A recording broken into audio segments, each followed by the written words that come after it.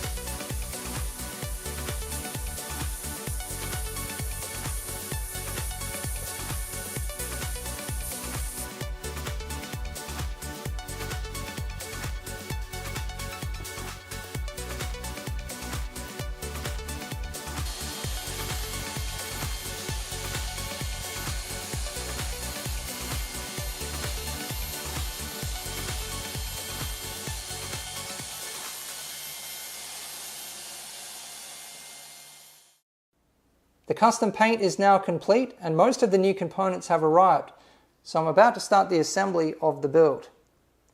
Now originally the color scheme of this build was going to be black, white, silver and blue, which was based on the original motherboard. But since the customer has decided to upgrade the motherboard, we've actually dropped a color, because you can see the original color scheme right here on the Asus Z170 Deluxe. But now we've dropped the color white, which I think is a huge improvement because 4 colors is definitely too many. The problem was the custom paint job on this case was going to be a pearl white. But the great thing about pearlescent paints is that the base coat contrasts with the pearl, and that's what actually creates a lot of the effect. So it's always used with contrasting colors. And you can use whatever color you want to for the base, but usually for white pearl they use emerald green, different grays, even light reds and other colors. But what I did, the base was a gray, so I just put fairly light coverage with the white pearl, knowing that the gray was going to come through and create more of a silver pearl, and it worked out perfectly. Also with the very subtle blue flake that I've added, because, you know, the black and the silver are going to be dominant colors. The blue is just going to be an accent. It's only going to be in the loop and also in the custom paint job in the flake, which is very, very subtle. So we're going to have blue cool, and I'm not sure if we're going to do pastel blue or clear UV blue at this point. I'm still deciding, but I'm very happy with the way the custom paint has worked out and the finish. Now I just need to start cleaning up the old components that are going into the new build. For example, the CPU, and I've actually found out that that thermal paste is conductive, so that's going to need a good cleanup. The graphics cards certainly need a good clean, and a flush, the water blocks, the radiator. And I also need to sleeve the cables of the front panel I/O before I can complete the assembly of the case. I have an EK pump and reservoir configuration coming, which is going to replace this configuration, because I always like to join the reservoir with the pump, mainly in a build like this where it's all just completely out in the open. It's very important that it's going to be as clean as possible. The other thing I'm going to do is upgrade the reservoir mounts. So we'll talk about that shortly, but I'm going to upgrade them from the stock plastic EK mounts that came with the reservoir to Singularity Computers ethereal single silver reservoir mounts. When I first started water cooling, there were hardly any water cooling components available, and I just had to use whatever I could find. Over the years, as I've pushed the boundaries of water cooling, I've come up with new configurations which need new components. And when I get into that situation, I take my ideas to the big companies, and then a few months later, I see my ideas out there. And I've never minded giving my ideas away because I'm just happy to see them out there, and I was always excited to see when a big company ran with my idea, because then I would finally have that component that I'd needed for so long to create that configuration I'd been trying to create perfectly, and it would improve my builds. Now, I've been hinting to the big companies about this particular product that you're looking at here for quite some time now, but no one went ahead and did it.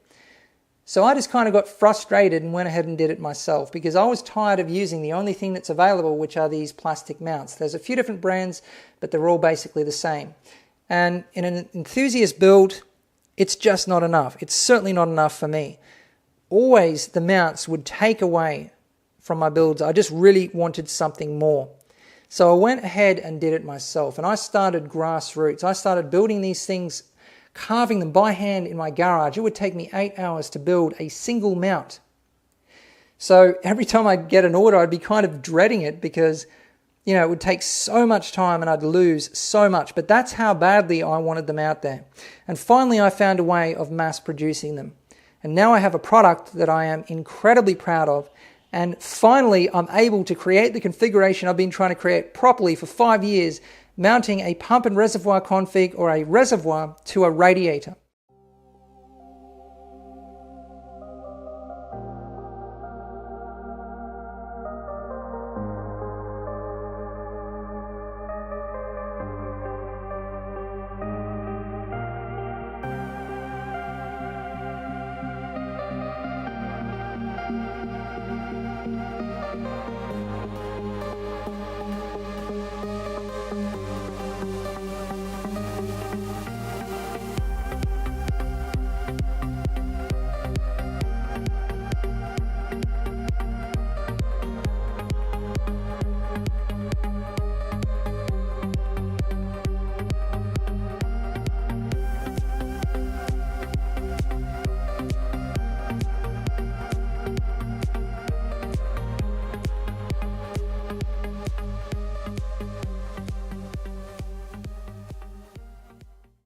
Before I install the reservoir mounts and the pump and reservoir configuration, I want to briefly test fit the motherboard, the radiator, and also probably the power supply to get the best possible position for the pump and res config.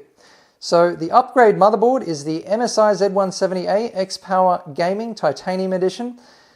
And I also have the EK monoblock for it, and I'm really excited about taking a look at both of these components.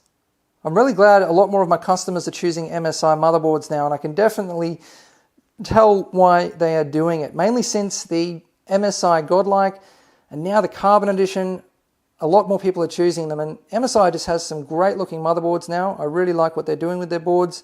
And this one in particular, just the features, lots of overclocking features, as you can see. I love the different colored PCB. It's just going to match up perfectly with the custom paint job and the color scheme for this build. So we have a 4-pin and an 8-pin, and then another 6-pin down there. I don't like it when they do that, but at least that cable is going to be easy to hide under that heatsink. You can see that I've installed the Samsung 950 Pro M.2s. They're both 512 gig. I'm going to remove them so that you can get a proper look at the board. But they're going to be going in RAID 0, which is awesome.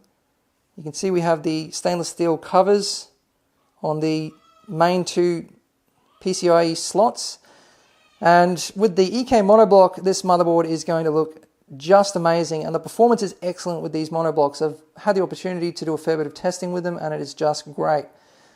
But anyway, I'm going to have to stop there. We'll take a proper look at this motherboard in the next video, because if I go any further now, I'm out of time, and it's going to mean another day before my next video, which I just cannot do. And even though I've been going as fast as I can, working the longest hours I possibly can, it doesn't matter what I do, I cannot keep up in any way.